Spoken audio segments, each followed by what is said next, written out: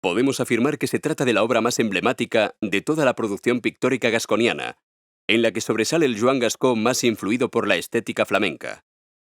En un primer momento, y a raíz de esta influencia, la tabla fue atribuida erróneamente a la escuela alemana y al pintor cordobés Bartolomé Bermejo.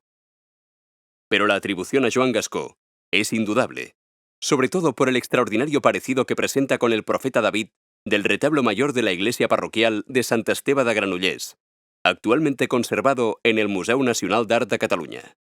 En cuanto a su procedencia, se sabe que ya estaba en la Catedral de Vic en el siglo XVI, donde permaneció hasta la fundación del Museo Episcopal.